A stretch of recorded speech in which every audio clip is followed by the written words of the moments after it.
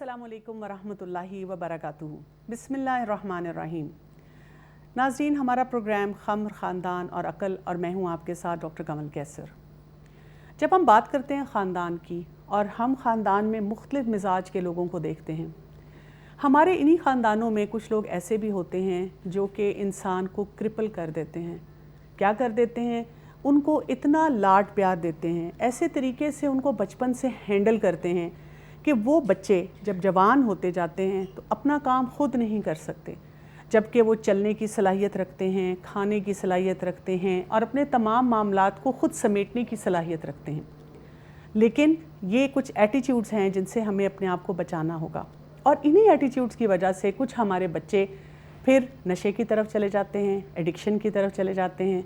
और कहा यह जाता है कि अगर ख़ानदान ने कुछ काम करना है तो उसको अपने आंसू साफ़ करने होंगे।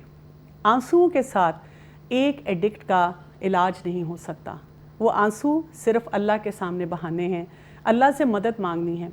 लेकिन उसके इलाज के लिए अब हमें क्या होना है? थोड़ा सा अपना दिल मजबूत करना है। आप समझ गए होंगे, आज हम बात करेंगे फैमिली इंटरवेंशन पे। ख़ानदान का रोल किस स्टेज पे आता है, कितना होता है, और किस तरीके से ख़ानदान मिलकर उस एक शख्स की जो कि नशे के साथ अपनी ज़िंदगी भी तबाह कर रहा है, तमाम लोगों को भी बेसुकून कर रहा है, कैसे उसका इलाज किया जाएगा। मैं आपको मिलवाती हूँ आज अपने मेहमानों से। मेरे साथ मौजूद हैं ज़ुबैदा अज़ीज़, जो कि जिन्होंने मास्टर्स किया हुआ है इस्लामिक स्टडीज़ में और पाकिस्तान स्टडीज़ में, और पिछले 20 साल से ये पढ़ाने में मसरूफ़ हैं, और इस बहुत सी तलबात जो हैं इनके सामने से गुज़री हैं जिनको इन्होंने पढ़ाया है। और साथ ही हैं महजबीन हसनैन, और महजबीन को अब आप जानते हैं कि एक लाइफ कोच हैं, बच्चों के साथ, माँओं के साथ और असातिज़ा के साथ इनकी डीलिंग रहती है। अस्सलामु अलैकुम वरहमतुल्लाहि वबरकातुहू। वालेकुम अस्सलाम। जी महजबीन, क्या हाल है आपके? अल्हम्दुलिल्लाह। ये ख़ानदान की बात हो रही है, पहले मैं आपसे बात शुरू करूँगी ज़रूर। कि क्योंकि मुझे लगता है कि जो ख़ानदान है वो बहुत सफ़र करता है, और एक तरफ तो एडिक्ट है, वो परेशान बैठा हुआ है अपनी उसमें बीमारी में, और दूसरी तरफ जो ख़ानदान है उसकी अपनी सफ़रिंग शुरू हो जाती है। और ख़ानदान में कौन सी ऐसी क्वालिटीज़ होनी चाहिए कि जब हम चाहते हैं कि वो एक नशे वाले इंसान को मेंटल स्टेबिलिटी के साथ संभाल सके?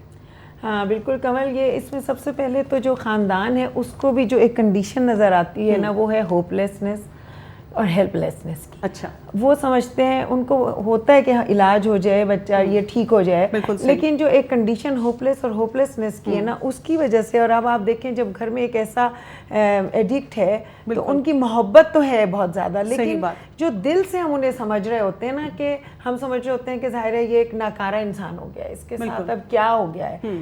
तो जो हमारी बॉडी लैंग्वेज है और कुछ हमारे जुमले हैं, वो इस तरह के ख़राब हो जाते हैं कि हम उससे उस तरह से, जो कि एक इंसान की इज्जत तो है ना, चाहे वो हर इंसान की, तो उसको हमने इज्जत तो देनी है ना। तो जब हम उसको इज्जत देंगे और उसको ज़रा से ऊंचे मकाम तक लाएंगे तो फिर हम बेहतर उसके साथ डीलिंग कर सकते हैं। देखिए, ये तो आपने कहा कि इज्जत देंगे, कैसे ऐसे बच्चे को, ऐसे इंसान को इज्जत दे? एक बीवी कैसे ऐसे शख्स की इज्जत कर सकती है जो शराब के नशे में आता है, घर का खर्चा पूरा नहीं कर रहा, तोड़ फोड़ कर रहा है, बच्चों को वक्त नहीं दे रहा, बाकी और कितने क्राइम्स में मुलव्वस हो चुका है। इसी तरह एक माँ बाप हैं, उन्होंने अपने बच्चे को पढ़ाया लिखाया, अच्छी यूनिवर्सिटी में डाला और तालीम पे तवज्जो दी, उसकी तरबियत करने की कोशिश की। अब वो माँ बाप के आगे खड़ा होकर नशा कर रहा है।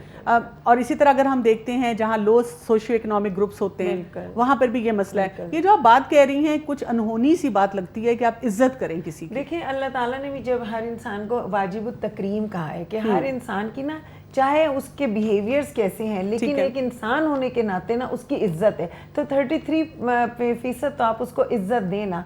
जब आप इज्जत देंगे तो सबसे पहले आपकी बॉडी लैंग्वेज अच्छी होगी उसकी। ठीक है, तो ये काम एकदम तो नहीं हो सकता। इसका मतलब ये कि ये कोई बचपन से इसका बीज डालना पड़ेगा। बिल्कुल, बचपन से इसका बीज डालना पड़ता है कि जब हम बच्चे के बिहेवियर्स में कोई खराबियां देखते हैं तो हम बच्चे को ये नहीं कहते कि आप बुरे हो, ہم کہتے ہیں آپ کا بیہیویئر یہ خراب ہے, یہ ہمیں ناپسند ہے, یہ ہمیں پسند نہیں ہے. تو جتنا بھی ہم اپنے لوڈ ون سے کلوز ہوں گے اتنا اچھا ہم اس کو اس دلدل سے باہر نکال سکیں گے, صرف رونے سے, آنسو بہانے سے. پھر جب ہم جملے کہتے ہیں تو ایسے کہتے ہیں کہ وہ کہتا ہے کہ تقریر شروع کر دیتے ہیں اس کے سامنے جو اس کو پسند نہیں ہوتی. یعنی کہ کوئی چیک لسٹ ہمارے پاس ہونی چاہیے. ہم انشاءاللہ آپ سے یہ چیک لسٹ لیتے ہیں کہ کس طرح عزت کا کوئی معیار اپنے گھر میں اپنے پیاروں کے ساتھ سیٹ کریں. زبیدہ, میں آپ کی طرف آؤں گی کہ آپ ہمیں یہ بتائیے گا, میں خاص طور پہ آپ سے جاننا چاہوں گی کہ ہم نے اس پہ بات بھی کچھ کی ہے کہ قرآن پاک میں اللہ سبحانہ تعالیٰ نے شراب کی حرمت کے بارے میں ہمیں بتایا ہے اور واضح طور پہ بتایا ہے. کیا آپ اس کے اوپر کمنٹ کریں گے, کیونکہ آج ہم اس فتنے کے دور سے گزرے ہیں جہاں لوگ آرام سے کہہ دیتے ہیں شراب تو کہیں پر بھی حرام نظر نہیں آتی, ہاں اس کی کچھ برائیاں بتائی گئی ہیں, تو وہ ذرا اگر آپ ہمیں ایکسپلین کر دیں. جی, اس حوالے سے یہ ہے کہ اسلام کا مزاج یہ ہے کہ وہ جب بھی کوئی احکامات نازل کرتا ہے یا معاشرے میں لوگوں کی اصلاح کی طرف تعلیمات دیتا ہے تو ان کو گریجولی نازل کرتا ہے. ٹھیک ہے. خاص طور پر وہ چیزیں جو لوگوں کے لیے کرنا مشکل ہوتا ہے. اچھا. جیسا کہ ہم دیکھتے ہیں کہ شراب نوشی جو تھی یہ عربوں میں عام تھی.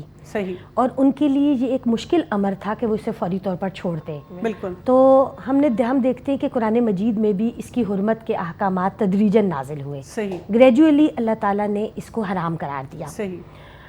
یہ ایک ایسی چیز تھی کہ وہ صحابہ جو کہ فطرتاً اچھی فطرت, نیک فطرت, صالح فطرت کے مالک تھے اور انہوں نے اسلام قبول کرنے میں بھی جلدی کی, وہ خود نبی اکرم صلی اللہ علیہ وسلم کے پاس آ کر اس کے بارے میں پوچھا کرتے. جیسے کہ خاص طور پر حضرت عمر رضی اللہ تعالیٰ عنہ کا ذکر ملتا ہے کہ وہ اکثر آتے اور اللہ کے رسول صلی اللہ علیہ وسلم سے کہتے کہ اس کی شراب کے بارے میں کیا حکم ہے. اچھا. اور خود بھی دعائیں کرتے رہتے. مثلا ایک ذکر ملتا ہے کہ وہ کہا کرتے تھے اللہم بین لنا فی الخمر بیانا شافیا. اچھا. اے اللہ تعالیٰ خمر کے بارے میں یعنی شراب کے بارے میں ہمارے لیے کوئی واضح شافی حکم نازل فرما دے. اس کا مطلب ہے کہ اس زمانے میں بھی وہ اس کے ایولز, اس کی برائیاں جو تھی وہ دیکھ رہے تھے سوسائٹی میں. ٹھیک ہے. اور پھر جب اللہ تعالیٰ نے ان احکامات کو نازل کیا تو جو پہلا حکم تھا وہ سورۃ البقرہ میں کی آیت نمبر 219 میں آیا. اچھا. اور اس میں انہی سوالات کی وجہ سے اللہ تعالیٰ نے انداز بھی وہی اختیار کیا. صحیح. اور کہا کہ یسألونک فی الخمر والمیسر, یہ لوگ آپ سے شراب اور جوئے کے بارے میں آ کے پوچھتے ہیں. تو قل فیہما اثم کبیر ومنافع للناس. ٹھیک ہے. تو اے نبی صلی اللہ علیہ وسلم آپ انہیں یہ بتائیے کہ اس کے اندر نفع بھی ہے لیکن اس کا گناہ زیادہ ہے. اچھا, یہاں پہ میں یہی آپ سے پوچھنا چاہوں گی کہ بہت سے لوگ جب یہ والی آیت سنتے ہیں تو وہ کہتے ہیں کہ کیونکہ ہمیں اس میں کچھ فائدہ نظر آ رہا ہے اور قرآن نے خود بتا دیا ہے کہ اس میں فائدہ ہے, تو ہم اگر ہمارے بچے کو زکام ہے, کھانسی ہے, تو تھوڑی سی برینڈی پلا دیں گے, اس سے وہ ٹھیک ہو جائے گا کیونکہ فائدے کی بات تو کی گئی ہے. تو کیا یہاں پہ یہ جو بات کی گئی ہے تو اس کو ہم اپنی لائف میں ایسے اپلائی کر سکتے ہیں؟ اس کو ہم اس لیے اب اس طرح اپلائی نہیں کر سکتے کہ جیسے کہ میں نے پہلے کہا کہ یہ حکم ابتدائی نوعیت کا تھا. اچھا. ابتدا میں چونکہ ذہن بنانے مقصود تھے تو پہلے یہ نہیں کہا گیا کہ ٹوٹلی یہ حرام ہے, بلکہ کیا کہا گیا, توجہ دلا دی گئی کہ اس کے اندر گناہ ہے. اور ساتھ کیا کہا وَإِثْمُهُمَا أَكْبَرُ مِن نَفْعِهِمَا, اس کا گناہ جو ہے ان دونوں کا, بلکہ جوئے کا بھی اور شراب کا بھی, یہ اس کے فائدے سے زیادہ ہے. پھر یہ ہوا کہ لوگ اس کو استعمال لیکن کرتے رہے. صحیح بات. پھر اسی دوران یہ ہوا کہ بعض اوقات نماز, شراب کے بعد جب نماز پڑھی جاتی تو ظاہر ہے کہ شراب کے جو اثرات ہیں, اس کے جو ایفیکٹس ہیں کہ انسان کو ہوش و حواس سے بعض اوقات بیگانہ ہو جاتا ہے. تو اب نماز پڑھ رہے تو نماز میں اللہ کے ذکر کے بجائے انسان کوئی اور بات بھی کر سکتا تھا. تو ایسے بھی کچھ واقعات دور نبی صلی اللہ علیہ وسلم میں پیش آئے. اچھا. تو اس وقت پھر اگلا حکم نازل ہوا جو کہ سورۃ النساء میں تھا. اگلا حکم آپ سے پوچھتے ہیں ہم. جبین, ہم آپ کی طرف دوبارہ سے واپس آتے ہیں. آپ ہمیں یہ بتائیں کہ وہ چیک لسٹ کیا والدین کو پتہ ہونی چاہیے جو بائی لارج بچپن سے تمام والدین جب اپنے بچوں سے ڈیل کر رہے ہیں, اپنے گھر سے ڈیل کر رہے ہیں, تو وہ ایک تربیت کا حصہ ہو کہ ہر شخص کو عزت دینی ہے اور اس میں کون سے جملے بولنے ہیں یا کیا ایٹیچیوڈ رکھنا ہے اور کس ایٹیچیوڈ سے اپنے آپ کو بچانا ہے. اس کو ذرا ہمیں بتائیں. اس میں سب سے پہلے تو ہم جب بچوں سے بات کرتے ہیں نا تو ہمیں تقریر کرنی بہت اچھی لگتی ہے. ہمیں لگتا ہے کہ ہم لمبے لمبے جملے ہم بچوں کو کرتے ہیں اس طرح سے نا, تو بچے بھی نا ان کو نہیں سننا چاہتے. اچھا, یہ جو آپ نے بات کی تقریر کی, مجھے تو یہ لگتا ہے کہ اگر ایک ابا نے ایک بات کہہ دی, اس کے بعد وہ اماں کھانا بنا رہی ہیں تب بھی وہی بات چل رہی ہے, گاڑی میں بیٹھی ہیں پھر بھی چل رہی ہے, شام کو کچھ بچہ کرنے لگا ہے پھر بھی چل رہی ہے, کوئی ہوم ورک کر رہا ہے پھر بھی چل رہی ہے. تو یہ طریقہ تو ایک بہت کامنلی ہمیں نظر آتا ہے. یہی طریقہ کار غلط ہے ایکچولی. ہم اس بات کو اتنا ریپیٹ کرتے ہیں کہ بچے کے دماغ میں میسج آتا ہے کہ اچھا میں نے کرنا تو یہی ہے. تو ہم نے اس کے لیے کہا ہے کہ آپ 1 منٹ کی بات کریں گے, ٹھیک ہے نا, آپ 1 منٹ کی بات کریں گے. اس میں کیا کریں گے کہ تھوڑی سی آپ نے بات بتائی کہ دیکھیں بیٹے یہ آپ نے کیا, مجھے اس سے یہ تکلیف پہنچی, یہ دکھ ہوا, مجھے یہ برا لگا, مجھے اچھا نہیں لگا. کوئی بھی بات ہوئی, کوئی بھی مسئلہ ہو سکتا ہے. جیسے آپ نے کسی کی چیز اٹھا کے, میں نے آپ سے کہا مجھے پانی پلا دیں, آپ نے نہیں پلایا. چیز میں نے کہا یہاں رکھ دیں, آپ نے نہیں رکھی, تو آپ نے یہ کیا اور مجھے یہ اچھا نہیں لگا. مجھے اس سے لگا کہ آپ نے میری بات نہیں مانی, اور پھر یہ آئندہ میں آپ سے ایکسپیکٹ کروں گی کہ میں جو آپ سے کہوں گی آپ یہ اس وقت چیز اٹھا کے رکھ دیں گے. ٹھیک ہے نا. کوئی بھی ایسی چیز تو بچے پہ بہت زیادہ آپ نے ہر چیز کا اوور ڈوز نہیں کرنی بچے کے اوپر شروع سے, ٹھیک ہے نا. تو ایک تو یہ بات ہو گئی. دوسرے آپ نے یہ بھی اس کے ساتھ کرنا ہے کہ شروع ہی سے بچے کو آپ نے بتانا ہے کہ اچھا آپ کے لیے جو بھی ہے اور جو غلط ہے, اور اس سے ڈسکس کرنا ہے. ٹھیک ہے نا.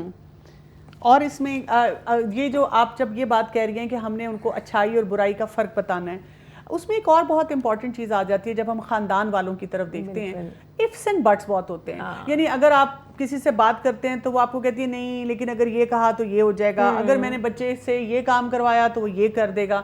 اور اسپیشلی جب ہم ایک بچہ جو نشے کی کیفیت پہ چلا جاتا ہے اور ان کو سمجھانے کی ہم کوشش کر رہے ہوتے ہیں کہ آپ نے اب اپنے اس جو خاندان میں جو بھی آپ کا پیارا ہے جو نشہ کر رہا ہے اس کو آپ نے ایسے ڈیل کرنا ہے. تو یہ ifs and buts کو کیسے ہینڈل کیا جائے؟ اس کو کہیں کہ جو بھی ہے آپ کا پیارا, اس سے آپ جب بات کریں نا تو اس کو آپ وہ پوچھیں, وہ کہے گا اچھا اگر ہم کہیں گے تم یہ کرو تو یہ ہو جائے گا. تو جتنے if ہیں آپ کے پاس سب لکھ لیں, اور بٹس بھی لکھ لیں, جن جن چیزوں پہ آپ کو ڈر لگتا ہے. جیسے وہ کہے گا مجھے علاج نہیں کرانا, اچھا میں تو گھر میں ہی ٹھیک ہو جاؤں گا. اچھا اگر میں وہاں گیا تو کیا ہوگا؟ اس کو کہیں گے اچھا اگر آپ نہیں گئے اور آپ نے علاج نہیں کرایا تو پھر کیا ہوگا؟ اور اگر خاندان والوں کے ifs and buts ہیں تو وہ بھی لکھ لیے جائیں, ان کو بھی لکھا جائے کہ جیسے وہ کہیں گے نا کہ اچھا اگر میں اس بچے کے ساتھ یہ کروں گا تو پھر یہ ہو جائے گا, یہ کروں گا تو کچھ بھی فائدہ نہیں ہوگا. تو اچھا یہ بھی لکھیں کہ اگر آپ یہ کریں گے تو اس کا کیا فائدہ ہے. جیسے اگر بچہ کہہ رہا ہے کہ میں یہ نہیں کر رہا تو آپ اس سے پوچھیں کہ اچھا اگر وہ کرو گے تو پھر کیا ہوگا. ٹھیک ہے نا. if and buts ان سے لکھوائیں اور اپنے بھی لکھیں. اچھا اس سے شاید یہ بھی فائدہ ہو جائے گا کہ جو ان کے ذہن میں کوئی فیئرز ہیں, کوئی ان کو پریشانی ہے, تو وہ ساری جو ہے وہ سیٹل ڈاؤن ہو جائیں گی. وہ سیٹل ڈاؤن ہو جائیں گی اور آپ کو جواب بھی آ جائے گا اس کا. ٹھیک ہے. جب وہ آپ سے اگر وہ کوئی ماں کہتی ہے کہ جی میرا ایک بہت بڑا if and but یہ ہے کہ اگر میں نے اپنے بچے کا کوئی علاج کروانے کی کوشش کی, انٹرفیئر کیا, اپنے بچے کو روکا, تو میرا بچہ کہیں کسی کو مار نہ دے, خودکشی نہ کر لے, تو اس کا کیا جواب ہوگا؟ اس کا جواب آپ ماں سے کہیں کہ اچھا آپ جو لوگ انٹرونشن میں جاتے ہیں تو انہوں نے کتنی دفعہ اس طرح کیا ہے, یا آپ کے خیال میں جو آپ یہ کہہ رہی ہیں اس نے اور برائیاں کتنی دفعہ کی ہیں, یا آپ کا اس کا کتنا ذہن اس طرف گیا ہے. ٹھیک ہے نا. تو اس کو اس طرف پہ لائیں کہ جو پروبیبلٹی کتنی ہے, بالکل کتنی ہے. یہ نہیں ہے کہ 100% ہم نہیں کہہ سکتے کہ وہ یہ نہیں کرے گا, لیکن 90% ہم کہہ سکتے ہیں کہ وہ نہیں کرے گا. کتنی آپ یہ دیکھیں اور اس کو جیسے نا کہ اچھی امید کے ساتھ آپ رکھیں, اور اس کو بار بار یہی کہیں کہ اچھا اگر یہ نہیں ہے تو اگر یہ چیز ٹھیک نہیں ہے تو کیا ٹھیک ہوگا پھر. ٹھیک ہے نا. اور کس طرح سے آپ اس پر جا سکتے ہو. اگر جیسے بچہ کہے کہ نہیں اگر آپ مجھے اتنا پریشر کر رہی ہیں تو میں تو گھر سے چلا جاتا ہوں, تو پھر آپ ماں وہاں سے کہہ سکتی ہیں کہ بیٹے میں یہ بالکل یہ نہیں چاہ رہی, نہ میں یہ چاہتی ہوں, یہ آپ کا اپنا فیصلہ ہے, مجھے تو اچھا لگتا ہے کہ آپ گھر میں رہیں. اچھا لیکن اکثر ہوتا یہ ہے کہ ایسے موقع پہ جو والد صاحب ہیں وہ کہہ دیتے ہیں نکل جاؤ پھر گھر سے باہر, ایک دن تم باہر رہو گے نا تو تمہیں وہ جاتے ہیں نا سارے بھاؤ پتہ چل جائیں گے, اور پتہ چل جائے گا زمانہ تمہیں جب ٹھوکرے مارے گا تم سیدھے ہو جاؤ گے. کیا ایسے جملے بولنے چاہیے؟ یہ سارے جملے بالکل نہیں بولنے چاہیے, کیونکہ یہ تو آپ پھر ڈیسیژن اپنے ہاتھ میں لے رہے ہیں. کل کو بچہ کہے گا آپ نے مجھے گھر سے نکالا تھا, آپ کی وجہ سے میں گھر سے نکلا, اس کو تو ایک اور موقع مل جائے گا. یہاں پہ آپ نے یہ کہنا ہے کہ بیٹے ہم یہ ایسا نہیں چاہتے, لیکن یہ فیصلہ آپ کا ہے, اگر آپ کی مرضی ہے, اگر آپ اس طرح کرنا چاہتے ہو, ہم اس سے خوش نہیں ہیں, ہم راضی نہیں ہیں, یہ ڈیسیژن آپ کا اپنا ہے, آپ اس کے اوپر چھوڑیں. اچھا مجھے یہاں سے یہ بات بھی سمجھ آ رہی ہے کہ اس میں کمیونیکیشن سکلز جو ہیں ان کو اسٹرانگ کرنے کا بھی بہت بڑا رول آتا ہے، کیونکہ اگر کمیونیکیشن سکلز اسٹرانگ نہیں ہوں گے تو والدین جو ہیں اپنا سٹریس، اپنا غصہ، اپنی جو ممتا ہے، بپتا ہے، اس کو ایک اور انداز میں جو ہے وہ دکھانا شروع کر دیتے ہیں. اس پہ ہم ابھی مزید بات کریں گے، ایک شارٹ بریک لیتے ہیں. ناظرین ہمارے ساتھ رہیے گا، شارٹ بریک کے بعد ہم اسی گفتگو کو جاری رکھیں گے.